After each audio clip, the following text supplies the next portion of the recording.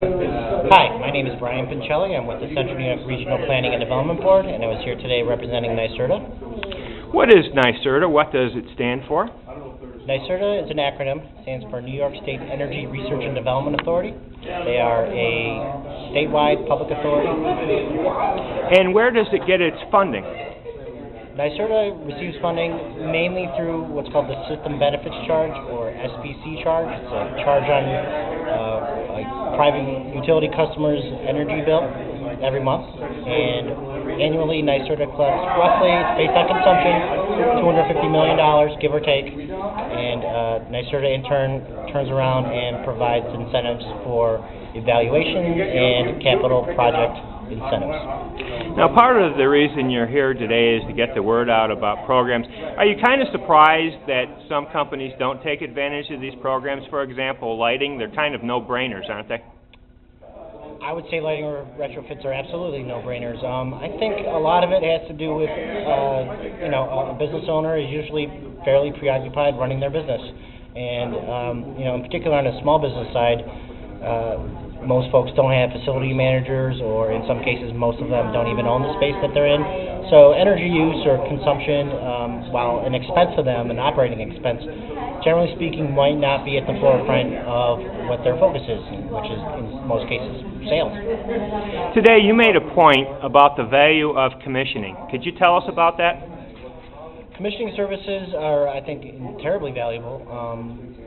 In the largest sense, the state does provide or require commissioning services for projects that receive higher levels of incentives, the line being $100,000 or more. But commissioning is really that verification that design systems or designed buildings perform the way that an engineer or technical consultant thought they would, which really in turn justifies the programs that are designed at the state level, all of which are intended to reduce consumption and help with balancing the grid.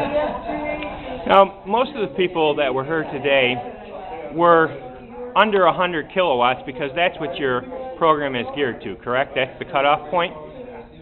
There are elements of programs geared towards small business owners, in particular the Small Commercial Audit Program, which for customers who have less than 100 kilowatts in monthly demand charges are eligible for free energy assessments at their place of business.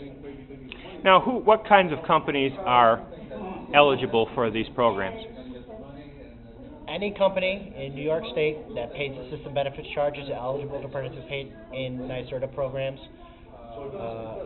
The typical small business eligible for the free energy assessment ranges, but typically you can think of the small mom and pop convenience store, pizza shop, hair salon, what we all consider to be, generally speaking, small businesses. All of those are going to fall well below the 100 kilowatt demand number, all making them eligible for the free energy assessment available. And what is the greatest obstacle to small businesses adopting one of these programs?